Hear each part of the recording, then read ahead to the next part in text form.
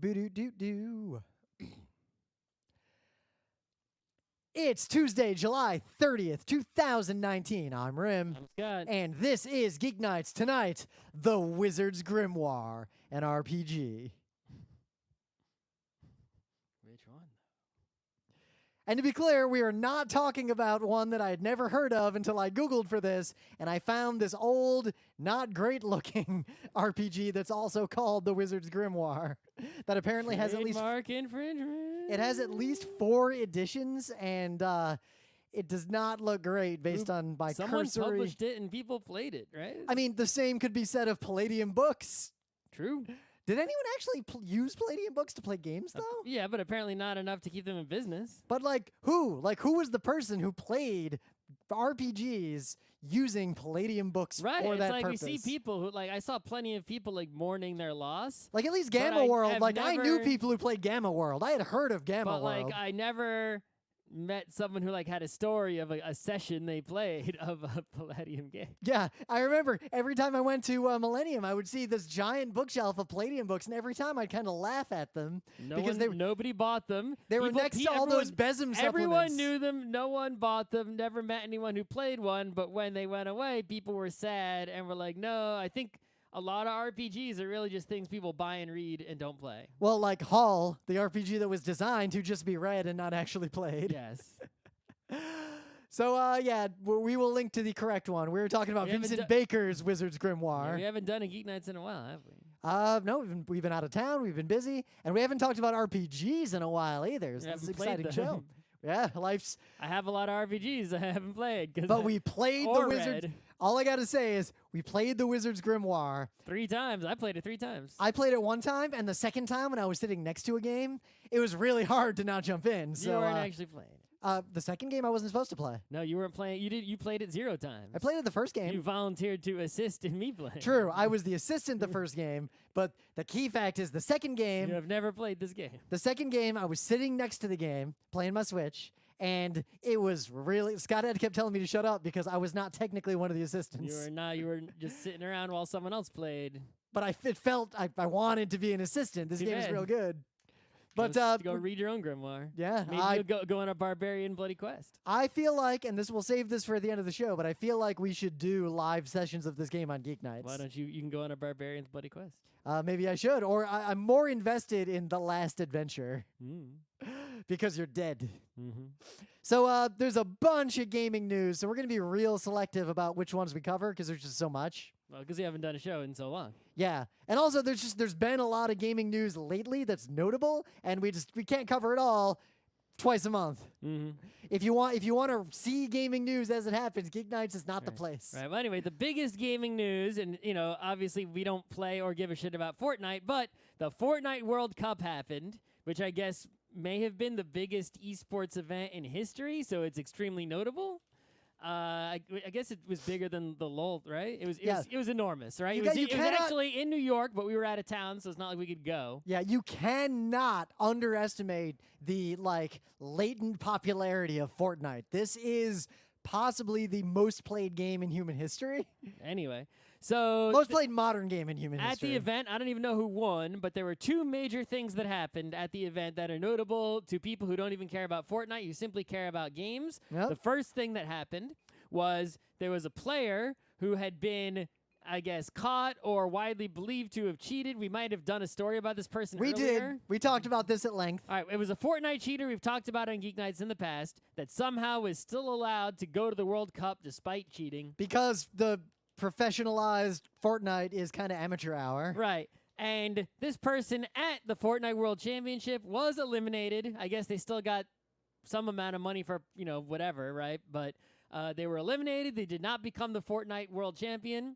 And when they were eliminated, the arena erupted in cheering. People were so happy to see the evil cheater defeated. It was a good time. Yep. All right, the second news, somebody who is significantly less evil, another Fortnite player, because I don't know, they're, whatever.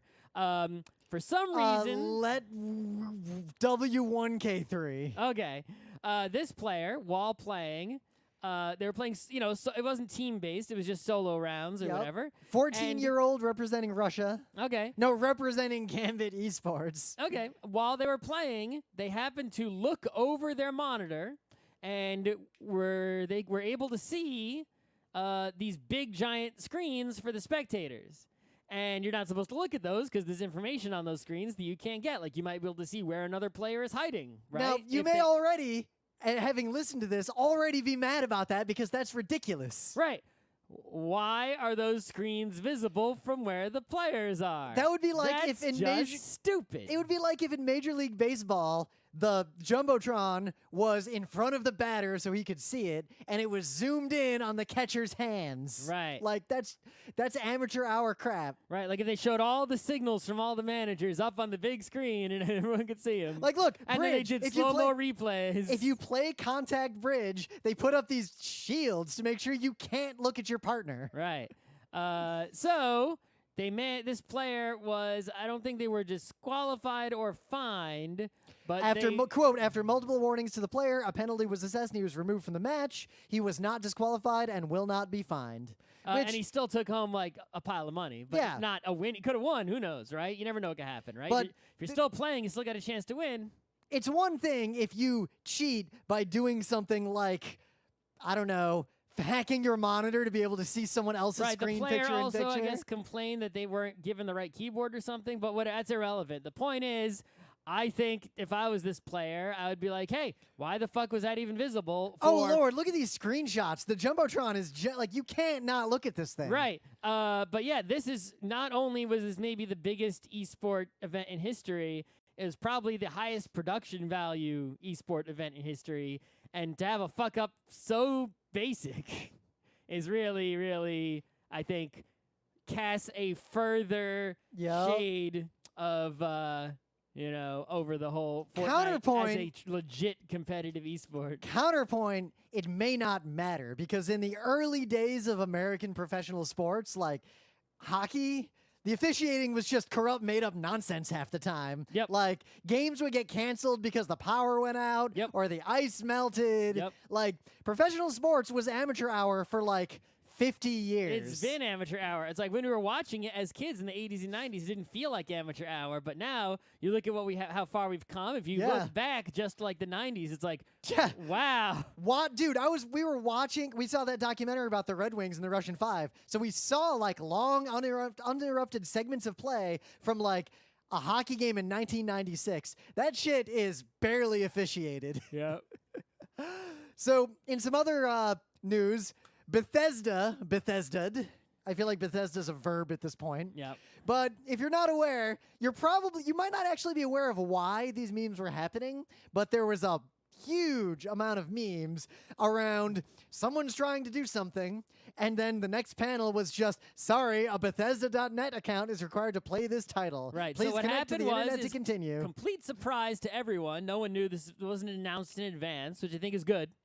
They just put Doom, Doom 2, Doom 3 on Switch and I think some other platforms maybe. They just put it out there. And now you think, well, what do I need Doom on my Switch, right? Yeah, because on one hand, you might think like, oh, a first-person shooter without a mouse and keyboard? What bullshit is this? However, imagine this scenario. You go to a con with your friends, you're hanging out in a hotel room, you'll have Switches, and you just play multiplayer Doom together right then. They have somehow, not only, it's like, oh, Doom on my Switch, whatever, I wouldn't pay even $1 for that. I got every Doom everything ever and Quake everything ever on my PC. But no, they added co-op and multiplayer that just works without having to fuck around. Doom 1 and Doom 2 are not actually 3D. You don't need to aim up and down. And yes, while even in a game like that, a controller is objectively ridiculously inferior to a mouse and keyboard. Good enough. If you've all got the same controllers and you're in the same room together, that shit is better than lit. GoldenEye. The only thing they had to get right is that it has to just work. And that is what Bethesda fucked up. Right, so apparently to make this work, you need to Bethesda login, and it's like, what the fuck? I feel like most people, their first thought was, what the fuck is Bethesda.net? Right. No one knows what Bethesda is anymore. Imagine some little kid who buys Doom on his Switch, right? Or some, it's like, they turn it on, and it's like, you must log in. It's like, what the fuck?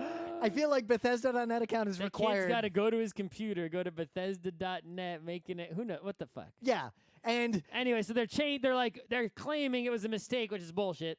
Yep. And they're going to change it so it's optional. there is no way this was an accident. It Nope. was a mistake. Nope. I mean, at least admit it was just a mistake, that no one cares about you, and just take your money from the fact that this is a brilliant idea. Mm-hmm. The only thing that could have been better than this is if someone had thought to just make a good FPS that was designed for controllers that just worked and sell it on the Switch as an indie game. I mean, they did, but it wasn't on the Switch. It was called Halo. Yeah, it was called GoldenEye. Halo's better than GoldenEye. Halo is a lot As better a than game. GoldenEye. But Doom is like this perfect storm because the fact that it's this 2.5D, at least Doom 1 and Doom 2. It's not really 2.5D. Yeah, it is. 2.5D is usually referred to like Smash Brothers. So here's the deal. Doom, I know a lot about the Doom engine because I was deep Where you in- have a 3D game, but your camera is fixed, right? Yeah. And it's a flat. So I was deep. Everything moves along a flat plane. So I was deep into the Doom modding community when I was younger, but basically the way the Doom engine works is fascinating. I'm not going to get into all the details. That would be a whole show. But basically, the game is 2D in that no sprite, like no object can ever be on top of or underneath another object. They cannot overlap on the top-down 2D plane. However, every object, every missile, every enemy, everything, other than the floor, because I don't want to get into explaining like sectors and how that works, has a Z coordinate. And the game uses that to render how high it looks like it is. But if you aim at something, say I aim at an imp that's way above me, I'm still looking straight ahead. If I happen to aim at the 2D coordinate that thing is, my bullet will just go up as far as I can see it and hit that guy because the Z component is purely for rendering and display. It doesn't do anything else. That's how you can like fall off of stuff. Mm-hmm.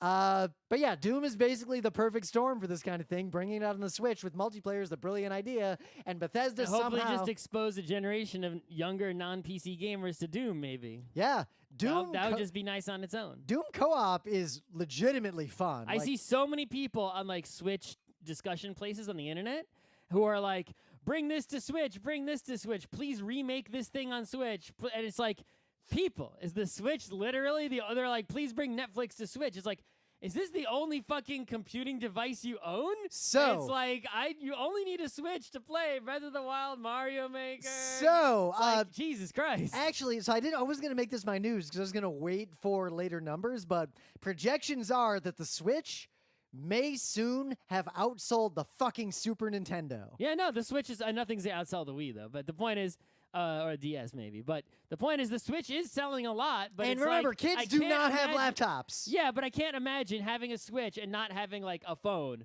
or a computer or literally any other thing ever. You don't interact with regular people that often. It's like the Switch is the only thing you own. You need every piece of software that everyone else has on all their other things. You know what it is? To It's because also the be on Switch. Switch. You know what it is? They don't own a tablet. They don't have a laptop. You don't got the a phone? Switch, they have a phone, but the phone. Switch is a way better screen, and they don't know anything about how technology works. You don't have a TV with like some box connected to it, even if it's not a real HDVC. You don't have a computer. Not one they can carry with them. They don't have an iPad. Those are You expensive. gotta it's like and if you get a Kindle Fire or whatever, yeah, those cost $20. The point because I'm making is that if you don't have any of those things, why are you buying? the chat is even like, Rim is right on this. If you don't have any of those things, why are you buying Switch? You should buy iPad first. You know Switch what? Second. I would buy Switch first. Well, you have Because I would buy Switch first. You would get rid of all your computers and all your everything else and have just a Switch. No, That would be the I would last buy- device you would get rid of. No. I would buy Switch first because I already have a phone. Because you have a phone. No. And so I I'm would just saying, if you got learn. a phone, then why do you fucking need all this other shit on the Switch? One, because they don't know how to use their phone. Two, phone doesn't have a good controller or games on it, really. But this isn't. I'm not talking about just games. Like others. I don't know. People. But we are already in a rarefied class of people who know a lot about this stuff. Most people Buy more shit. If you got enough money to buy a Switch, you can buy more shit. Oh, actually, Get a good, computer. Good quote in the stream. If my Brazilian ass gets enough money, I'll get a Switch first. You'd have a Switch and not have a phone or a tablet or a computer. You know what? You'd go only Switch. If you had to go down to one device, that would be the last one you get rid of. You know what? I've had more fun on my Switch than I have on my phone. My phone is not a fun device. My phone is a necessary device. Anyway. Anyway, so I talked about this briefly last time, but Overwatch had a ton of changes. But now that I've actually like really looked into them, analyzed them, thought about them a lot, there's good stuff going on here. This is really interesting what's happening. Well, the only thing that I read actually is there was something about role queues. You can always be what you want to be. Yeah, but there's a lot more to it than that. All right, I'm sure we'll hear about it. But the other thing I read was actually Take This wrote an article today about the new character. Oh, I saw that. I wasn't going to talk about that, but I did read that article. I'm and how the thinking new about it. character is like a bad trope and stereotype of people with mental illness. Well, it's complicated. I don't know anything about the new character. So the new character is basically someone who did a Dr. Manhattan type experiment, and it like broke his brain. Instead of becoming Dr. Manhattan, he just sort of messed up. He's messed up, and he has like power over time and gravity. Oh, okay. And he can't remember who he lost himself. Like it's creepy. Dr. Manhattan had the opposite of the thing though. Yeah. His brain got better.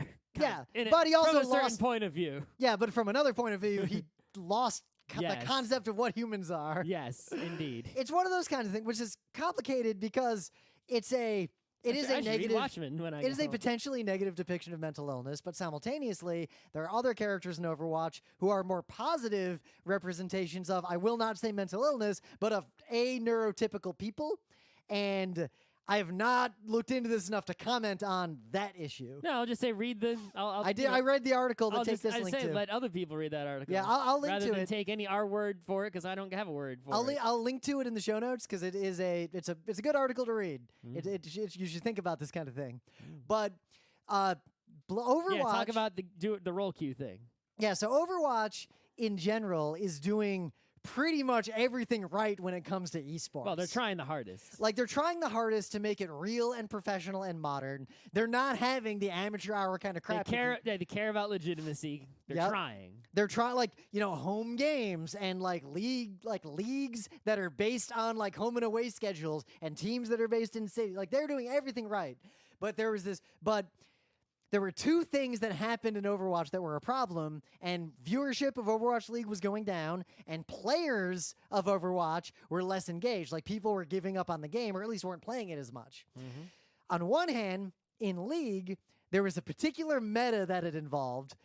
Oh, you mean Overwatch League, not League. Usually when people just say League, they mean League of Legends. Yep. Overwatch people, when they say League, they mean Overwatch. League. Usually you say Owl or something. Well, like if you live in New York, when you say the city, you mean New York City. No, if you live on Earth and you say the city, you mean New York City. If you live in Europe, you might mean London, because London is I will argue that London is a peer to New York. Whatever. It is the only peer to New York, but it is a peer to New York. So in League, a meta evolved that is incredibly boring to watch. Okay. Unless you are a professional or a serious player. But that's true of all sports. Yeah. Is that the most conservative strategy is the strongest strategy. For example, the New Jersey Devils. The New England Patriots are boring. But they win. That's and right. Me, as an enlightened enjoyer of games, I appreciate what they do, even though I hate them. Yeah. But I appreciate the craft, and I appreciate someone who plays. It's funny to say that when the owner's name is Robert Kraft. He's a bad Hey-yo. person. Yeah, he is. Or for example, like, as someone who plays a lot of Overwatch, I'm fine with that meta. I love watching the triple tank, triple healer. Like, is that the strategy? Yeah, basically you get 3 tanks, 3 healers. No snipers, no DPS, no DPS nothing? doesn't matter. It's just a game of attrition. It's basically 2 teams posturing. So if you have 3 tanks and 3 healers who make this unkillable blob, and two unkillable blobs. and what if the other team has like DPS? Couldn't they Nope. do enough DPS to You can't bring them down. So why don't they decrease the rates of healing and HP on the tanks? What I don't think so. So that a DPS concentrating on a tank could take it down even if it's being healed. I will get back to that actually. Okay. So, because I have another news I want to link to briefly that's related to this. Like sniper hits you in the head, you should be dead. Doesn't matter, right? So this meta is fun for professionals to watch and play, and boring for everyone else. See also American baseball for many people. Mm-hmm. The battery, especially now. Yeah, like the battery is still interesting to people who care a lot about it and know a lot about it, and is completely boring to anyone else. Mm-hmm. And if you don't know what the battery is, then you were probably bored by baseball. Mm-hmm. So, when Overwatch announced that they were going to have this role lock, meaning your team must consist of 2 DPS, 2 tank, 2 support, like a lot of people assumed that that was to prevent this meta from ruining the professional spectator aspect of Overwatch.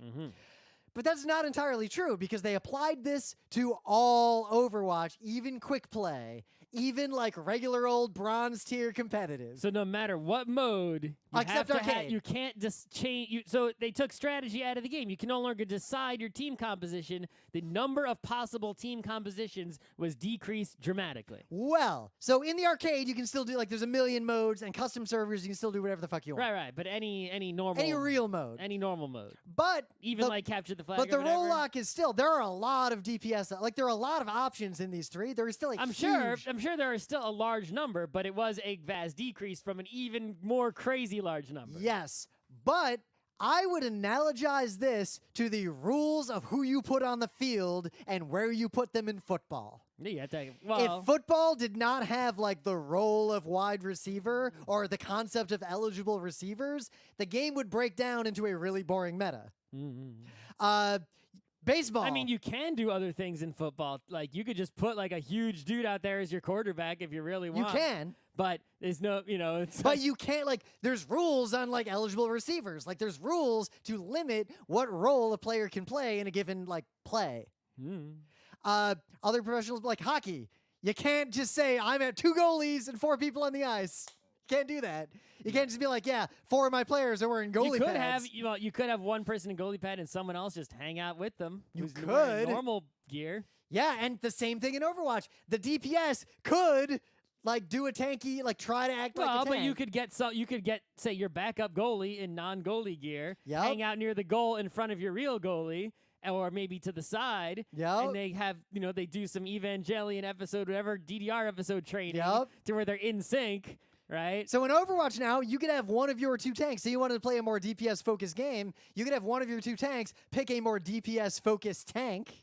So there are still there's a lot of fungibility there, but it forces a certain level of structure, and I really analogize it to football because it just so happens that the meta of the game is extremely boring to spectators unless you do things like that.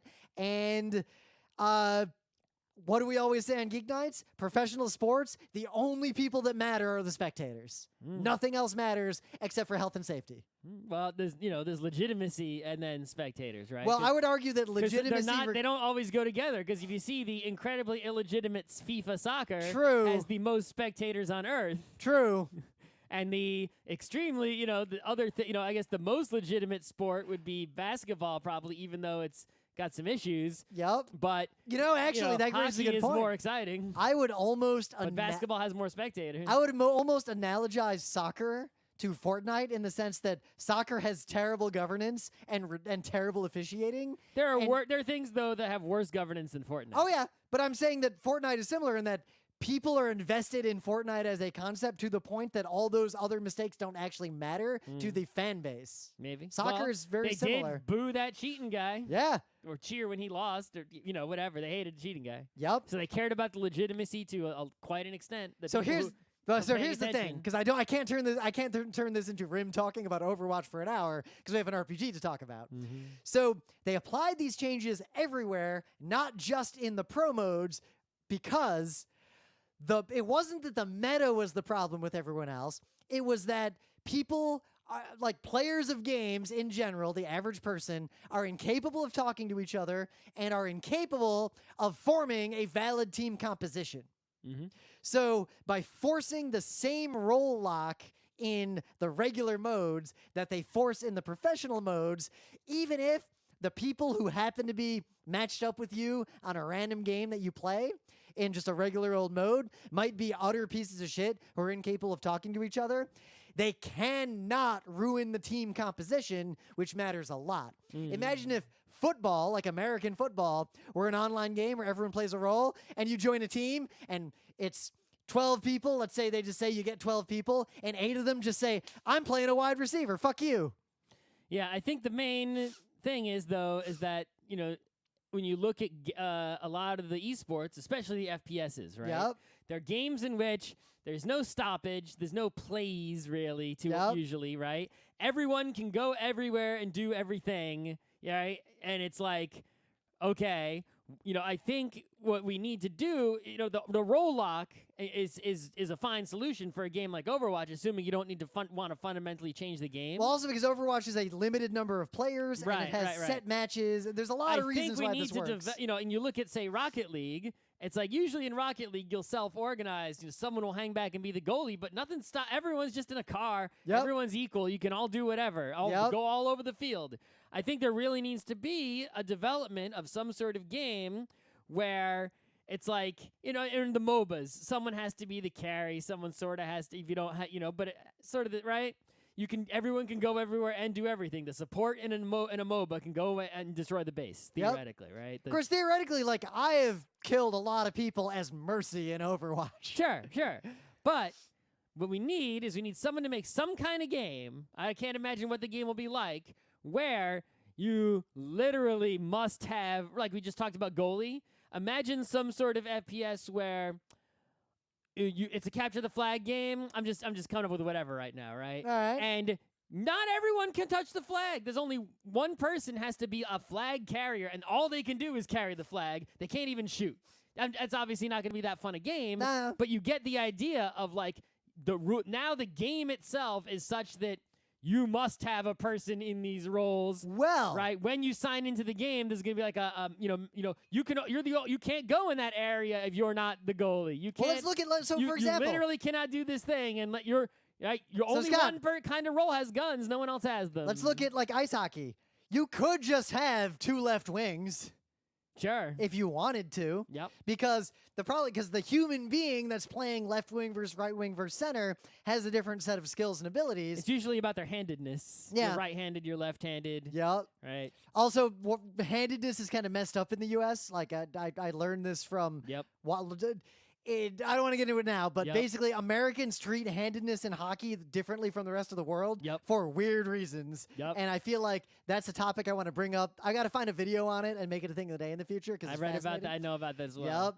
Yep. Fun fact, I'm like hyper right-handed. Like, I am right-handed to an extreme All you got to degree. know is that if an American is right-handed, they keep their right hand near the bottom of the hockey stick, whereas if, say, a Canadian was right-handed, they got their right hand at the top of the hockey stick. So I and was their left hand near the blade. So I was taught hockey left-handed because the people I played hockey with knew better. So I am right-handed. So when I was first handed a hockey stick as a kid, I was handed it and told to play left-handed. And it made me way better. I put my right hand. My right hand's at the top. My left hand's at the bottom. My right hand is near the blade, like us American style. Yep. My left hand is near the blade. Okay. And I'm right-handed. Anyway, so the roll lock thing that they did is going to make the sport more professional and probably save it, in my opinion. I may be wrong. I mean, it's hard to tell. if it can be saved. Yep. It's not going to hurt. I think it can be saved. If any esport is going to be the most like legitimate and serious, I feel like the Blizzard ones. Blizzard is trying the hardest. Even of if anyone. it fails, it probably isn't because of the esports things they're doing. It's just you got to have interest in your game. Exactly. Right? It's like, yeah, even if you run your league 100% correctly, it's like, well, if people aren't interested in your game, they don't matter. But 2, it's going to make regular play way better and bring people back into the game because the way regular competitive play now works, if you do a roll lock, you'll have 3 different rankings for each of the roles. Okay. So if I join a game and I say I'm a tank, I'll get a tank rating. Now the game's algorithms, when they decide how good I actually am and how much I contribute to the team. We could be world champion tank rating and like nub. Yup. DPS But it ranking. means I could play competitive and decide I want to try being DPS and try to get better at DPS, and it won't hurt my other ranks. That's real good. And if I suck at DPS, it'll put me in wood tier where I belong, and I won't ruin anyone else's game. Also good. Yeah, but also the only thing I can imagine this being a problem with is, let's say everyone wants to be tanks, and now you chose tank, and you wait like an hour to get in a game because not enough. And meanwhile, games aren't launching because no one wants to be whatever. Not a factor. The player base is broad enough. It is, but there's going to be a longer line in one of the categories. You know what? The categories that have the longest line is DPS, and those are the shittiest people. So problem's gonna self-correct. All right. But the separate ranking also means, this is the important part. They haven't said much about this. The algorithm, because it's still a team game. Like, I've been rated between low silver and like upper gold, low platinum, depending solely on who I happen to be matched with when I play games, because sometimes I get good teammates, sometimes I get shitty teammates, sometimes I get good comp, sometimes I get bad comp. But with this, the algorithms that determine your rank can take very specific factors into account. Like if you're playing tanks, it can look at how much damage you prevented being done to your team and use that to have a more nuanced approach to your skill ranking in terms of the team, even if the rest of your team sucks. There's no way to do that today. All right. And that's enough Overwatch talk, because it's time for... Well, I just want to briefly talk about this one thing. Oh, what one thing? So we talked about 8-Bit Do a while ago.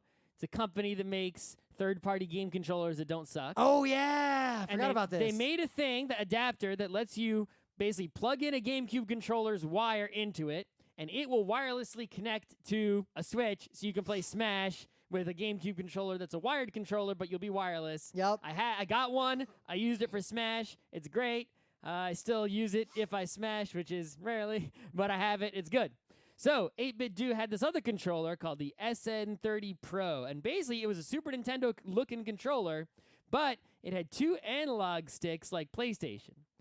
All right, that controller was pretty good, but people had some issues with it. I think there was a Kickstarter or whatever, but now there is an Amazon pre-order for this new controller, the 8-Bit Do SN30 Pro Plus. It's a Super Nintendo controller that also has 2 analog joysticks. That has 2 analog sticks where the PlayStation original PS1 has them. It has, the extra, it has 2 triggers on each side, not just one. And it has wigglings like a PlayStation controller.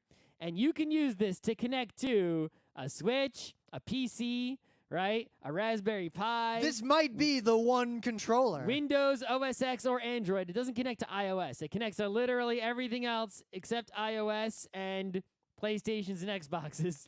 But yeah, Windows, Android, OS X, Steam, Switch, Raspberry Pi. It's like the be-all, end-all controller. It seems to be... I'm going to wait for some more reviews of people who actually got one in their hands. Yep. Some people did get them already before I decide. But I think if this controller is legit, it's only $50 per controller. Yeah, dude. The Switch Pro controller costs a fortune. The new Xbox controller is a mega fortune, right? PlayStation controllers, I think, are at least as expensive. Yep. So since I don't have an Xbox or a PlayStation... I think I might get rid of, if this is a legit controller. I've already got 4 Xbox controllers that I used on the HTPC. I'm going to get one of these, and if it's legit, I'm going to dump my Xbox controllers. I'll even dump, I have real SNES and NES controllers, like adapters. I have the same. I'll dump those. I won't even really need GameCube controllers. It's not like I'm definitely getting rid of that garbage Steam controller. Right, Steam controller gone. I'm going to get rid of every controller and just replace it with like 2 or 3 of these. The end, forever. The perfect controller. So I'm hoping that it turns out to be true. I'm super glad that it's no longer the case, as it was for my whole life, that only first-party controllers are worth a shit. And all third-party was trash, except for like the occasional fight stick. Finally, 8-Bit Do coming through with the third-party controllers that don't suck. Hopefully, the verdict is not in yet, but it's looking promising. What a time to be alive. That's right. But anyway, it is time for... Things of the day. What do you got? So, Bruno Faiduti, I think that's how you pronounce his name, is the game designer who made the game Citadels, among many other great games. Ooh, I've been thinking about Citadels because of some stuff we might do at PAX Unplugged. Anyway, Bruno Faiduti went to Tehran in Iran and checked out the board game scene in Iran. And it is lit. It is... Well, it's not 100% lit, but there's a lot going on there. Yeah. That's kind of exciting. And he wrote a big-ass article about it. And if you go look at the article, you'll say, hey, this isn't in English, God damn it. It's especially if you can't read, I think it's French. It looks like French. But if you scroll all the fucking way down, he wrote the whole article again in English. Thank Satan. The article's written twice on his blog, once in French, once in English. You can read all about what's going on in the board game scene in Tehran, and it is fascinating, excellent read. If you care anything about board games or the country of Iran, or both, read this shit. Yep. So my thing of the day, Hank Green, the guy who does a lot of YouTube videos with Your his favorite brother. YouTube guy. Yeah, he's a pretty good guy. I used to be more a fan of John Green, but Hank Green has grown on me over time. Okay. But this is special. He did this spin-off show called Journey into the Microcosmos. And holy shit. So basically, this is like the thing you should watch before you go to bed every night. It's basically really, really good microscopic video of tiny organisms and him very softly talking to you and explaining what the deal is with like protozoa and like really excruciating detail. And it is terrifying and fascinating. I've learned a ton. Is and this why you're scared of amoebas at the lake?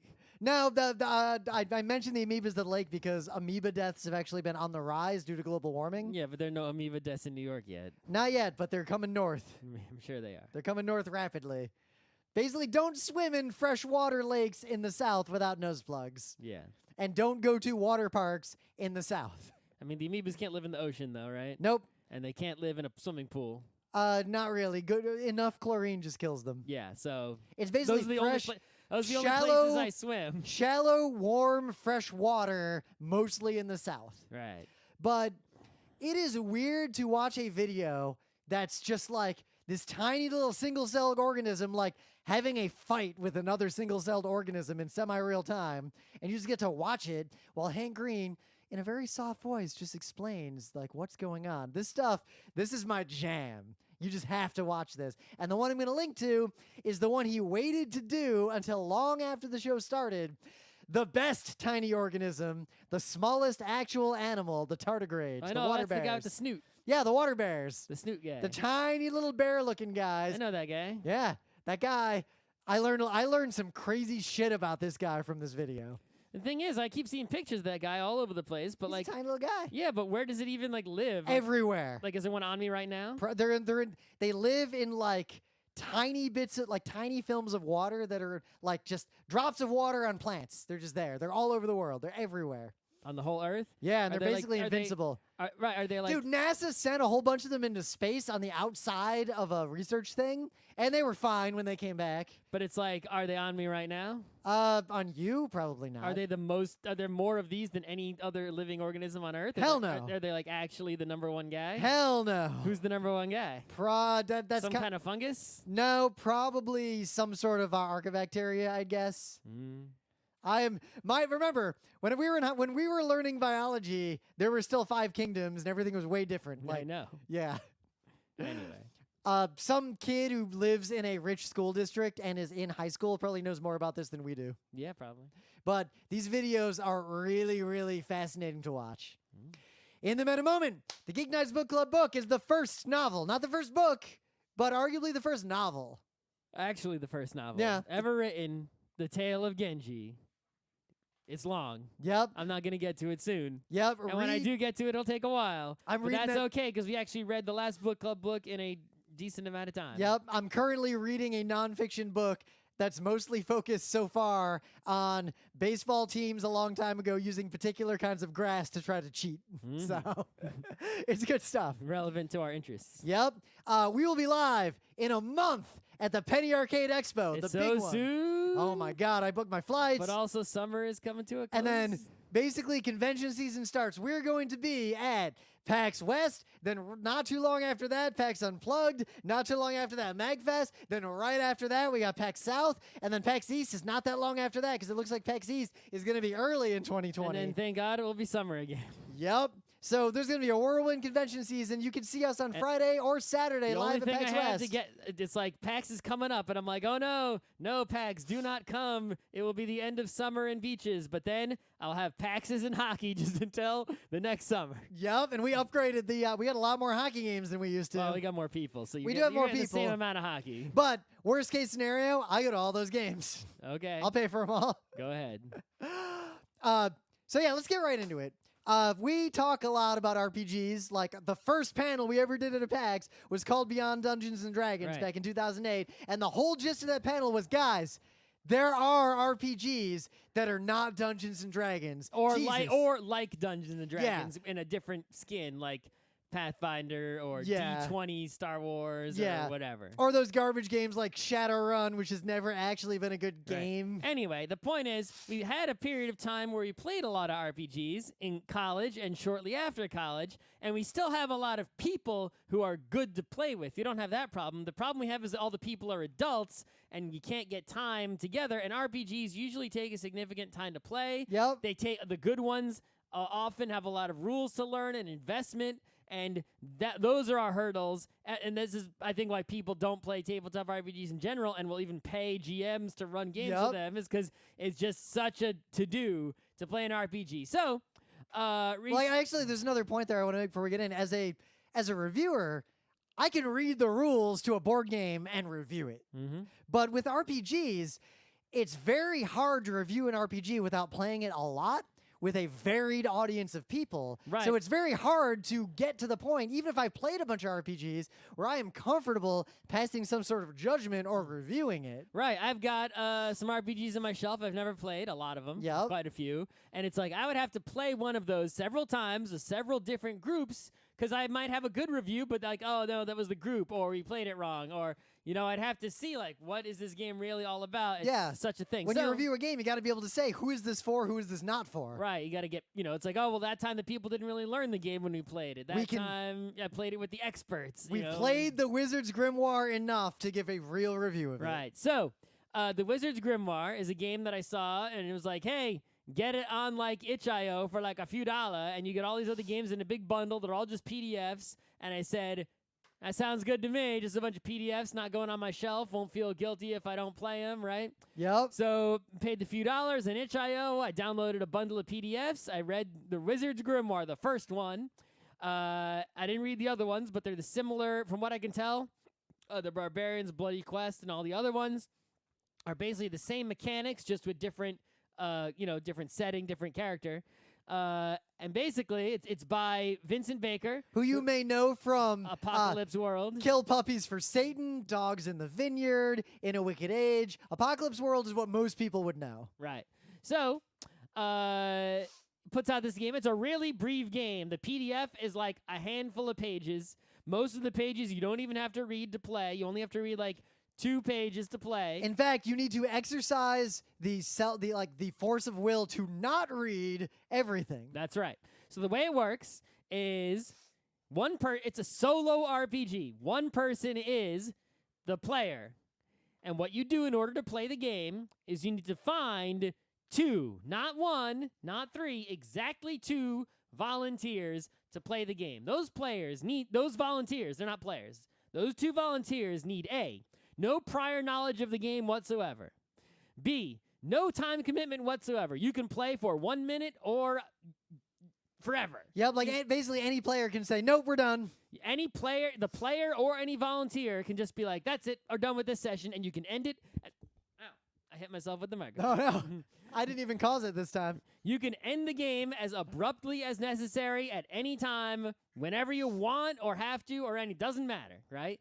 It is the least investment imaginable. If you are the player, solo game, remember, you can just carry the game around with you, and literally any brief moment that you have found 2 volunteers, you can play. Like, you're on a train, 2 nerds happen to sit near you. Or a nerd and like a random non-nerd. Right, you convince them to volunteer. They volunteer. After 5 minutes, they're bored. You're done. All right, you did it. Good. It's like, it literally is that easy to play this game. I would be shocked if you ran into people who after 5 minutes were bored, because what was fascinating about this, both playing as a volunteer and by watching other people play it and other people be volunteers, is that it's real easy to get invested. The simple bare minimum mechanics and the rules of how the story progresses really get people to be creative, and the fact that there are 2 volunteers is crucial to this. Right, so here's how it works. The player reads their little document, and it tells a story. You are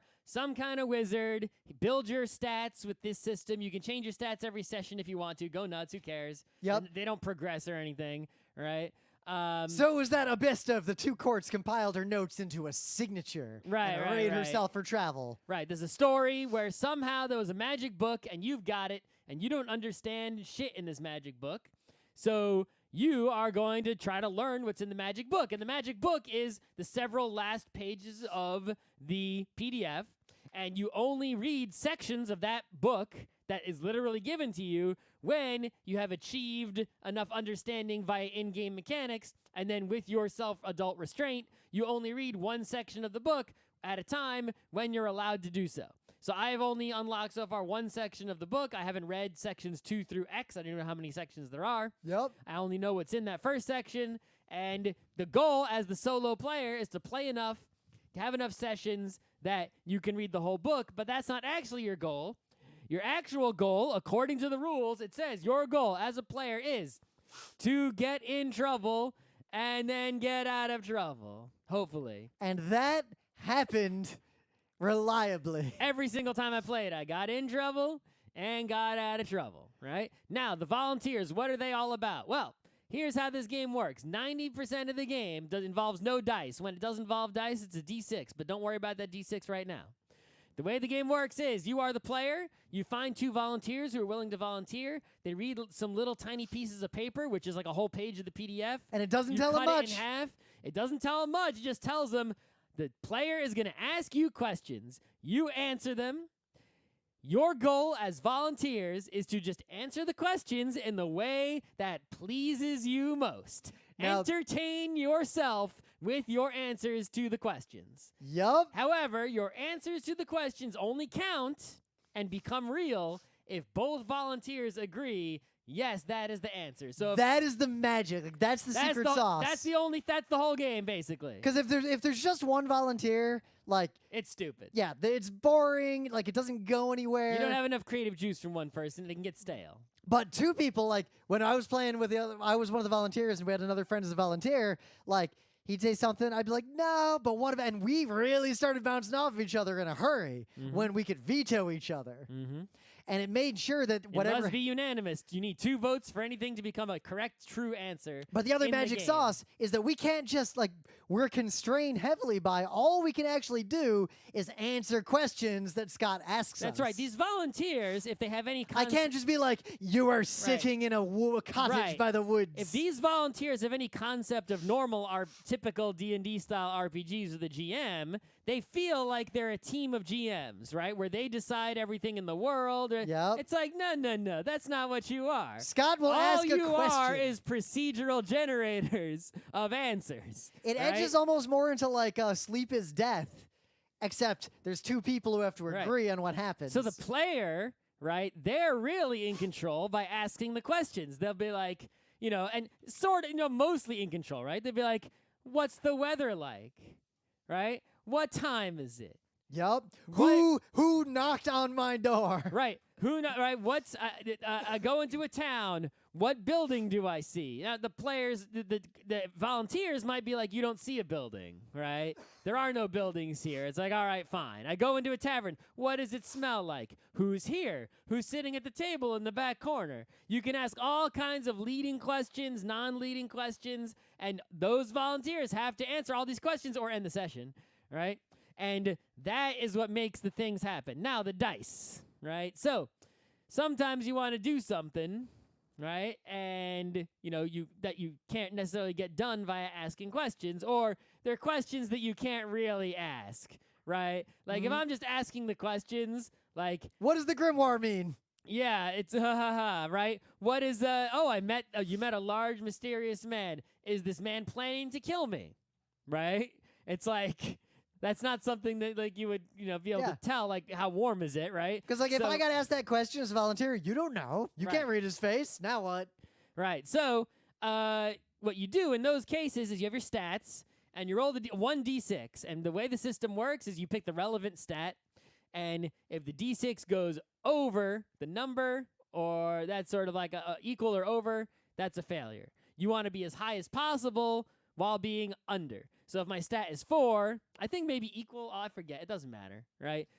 You over is bad. I forget if equal is bad, but under is definitely a success. And you still want the number to be higher, right? So if I'm doing like a, test for stealthiness or whatever, right, or subtlety, I forget what it's actually called. I'm not looking at the PDF right now.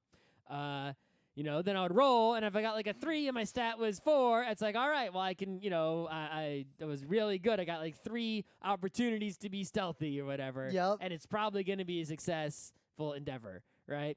The other thing that's really interesting is that there is an option to submit to circumstance, right? So, for example, in the third session where you weren't there and I played, at one point, it's like, oh, you stumble into a bunch of cultists and you weren't stealthy and they saw you and they caught you. It's like, I submit to circumstance, right? So I submit, and when you submit, it's the same system, but as high as you get is the number of things you can keep. So you can choose. Like I keep my dignity. I keep my dignity. I keep my life. I keep my bearings. And it's like, all right, well, you lose your clothes. You lose your stuff. And that sword. And right. It's like, it's like that. Basically, to prevent the volunteers, it's like, okay, you choose what you keep, you choose what you live, and then the book says, all right, the volunteers now tell you, what happens next, right? It's like there are instructions on each dice roll for like 6 or 7 different ways you can roll the dice on exactly what to do and exactly what the volunteers do. So it's like if you fail a certain thing, it's like, okay, you are unconscious, you are surprised or shocked, you're unconscious, you are then you're snapped out of it by something. The volunteers have to say what snaps you. You ask the volunteers, what snaps me out of it, right? And now they have to answer that question. And this leads to really fun interactions. Like at one point, Scott, in one of the games we played, you basically did a thing that lets you know the mind of one of our NPCs. Right. It's like when you roll the dice, it basically either allows you to ask questions or forces you to ask certain questions, or it's always relating to the questions, right? It's like, well, now you have to ask this question, or you may now ask these 3 up to X questions you normally couldn't ask. Like, do these bandits actually plan to harm me? And then as a volunteer, I got to decide what the truth is there. Yep. And be truthful about it. You could say yes or no, but you have to answer my question or stop the game. And there's some magic here. Like, this concept is very powerful, and I was incredibly surprised at how easily, because when you try to get someone to play an RPG, even like what seems like a short, low investment one, like Ghost Court, sometimes people like aren't super enthusiastic or like they're really hesitant. People who are even hesitant in all this you game, got to do is answer questions. Yeah. It's like even someone who knows nothing about RPGs, it's like, all right, it's like every session starts with a sort of like a hook, right? There's these little like tiny single paragraph or even smaller hooks in the PDF. That's like a whole page actually. Yep. Just hooks. I've just been picking one and starting, but I guess you can make up your own hooks also. But you just pick a hook and then start asking questions. So you read the hook and start asking, and all the volunteers got to do is answer. They don't got to do nothing. Yep. Right? The player is the one who has to know at least a little bit about RPGs, but you don't got to teach a volunteer shit. All they got to do is answer questions. All right, what does the town look like? What time is it? What color is the bartender's skin? What are they selling in the shop? What's the price? And the thing is, you can't do anything but ask questions. So it's like, how much does the beer cost? A gold piece. How many gold do I have? 5 gold pieces. I drink 5 beers. All right, I offer the man a gold because it's like, how many gold do I have? None. The 2 things you don't have an inventory. You just ask questions. The highest praise I can give is that in the game I was an assistant in, and then a game I watched were radically different and every both game really I fun. played was radically different. Like the first the one was volunteers basically, and it's who is playing and who and the questions they ask and who the volunteers are and their mental state drives the game in a crazy different direction. Like the first one was like, oh, these bandits actually aren't that bad, and the second one was like Scott's erotic journey. Yeah. And the third one I played, the 2 volunteers were seasoned D&D GMs who had, I imagine, little experience with other RPGs. And sure enough, it was a dungeon full of cultists. Yeah. And it's like, I guess that's the story you know how to tell. But the most high praise I can give is that sitting next to a game of this, you really want to be able to answer questions. You want to be a volunteer, like badly. It was really hard to not shut up when Scott and Kate were being your volunteer. Like I kept jumping in and you were like, shh. Yeah, I didn't ask you. Yeah, but I really wanted to answer. I had good ideas. Too bad. This game, the risk to you as a person who could play an RPG is so low. You should just get this game and make random people play it with you. Also, the stuff you need to play this game is you need the PDF, which you could put on a few pieces of paper or just like your iPad or your phone, right? You need a single D6. You need nothing else. I have been like having a book and writing down everything that happens. That is not necessary or dictated or whatever. That's just fun. You guess you could actually do an audio recording might be easier. I think we're gonna try to play this game a few times and record it and see how that goes. Maybe live stream it. Right, but the point is you need nothing. So you just bring a D6 with you everywhere you go, and either a digital or physical copy of the PDF. And anytime you're in a situation where you got nothing to do for some minutes, even a few minutes, maybe at least 10 minimum, right? Maximum hours. You got two people. They're ready, willing, and able. You play. It's your game. You carry it around with you. You're the player. It's not like you have right? If other people want to play, they get their own PDF and start their own deal. Yep. Right? And maybe you can volunteer for them too. But no, it's your game. You're playing solo. You just need volunteers to help you unlock the Wizard's Grimoire. And the other ones in the series appear to follow the same mechanics. So I imagine... I think I'm going to... Actually, now that I'm looking at him, I think the Barbarian's Bloody Quest is the one I might just start playing. Right. But say, I looked at the PDF of the Barbarian's Bloody Quest briefly. It is basically the same game, only obviously you're unlocking not a Wizard's Grimoire, but something else. You're Conan figuring out why the wizard killed everyone you've ever known. Right. And, you unlock pages in the PDF that you don't read at the start with your adult abilities. You have similar...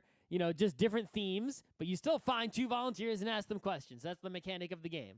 And you can make, I guess if you wanted to, there would be nothing stopping you from making more games using the two volunteer ask questions system, the Wizard Grimoire system. Just write up a new character, a new scenario, a new thing to unlock, right? A new set of stats, a new character generation system for those stats, and a bunch of hooks. And that's all you need. You can copy the volunteer page verbatim, basically.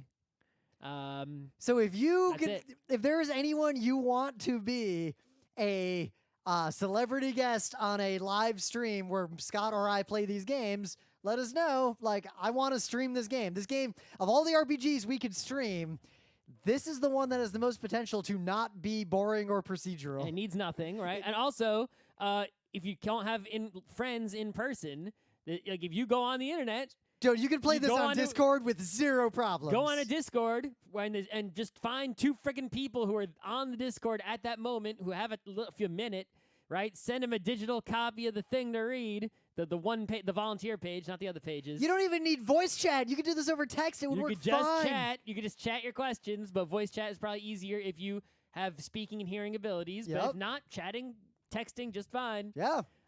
You could even play this game slow rolling over email a question, then they email it back and forth. Yeah, you could play this game by mail. You could do this whatever. This is the most flexible, least investment, highest payout RPG in maybe history.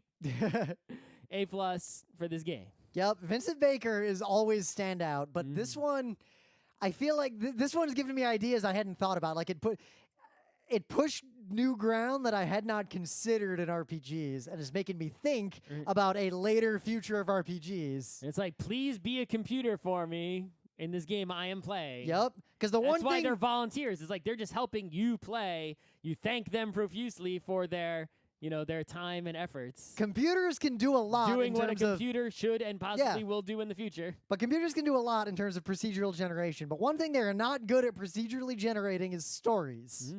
And I've seen some. Not good ones. I've not seen usually. some machine learning pretty good stories. Yeah, I have, but they're not interactive like this. They're not. Anyway. This game is 100% worth playing. Get this game. itch.io. All right. Yeah, I'm going to link directly to the itch.io so people just buy it.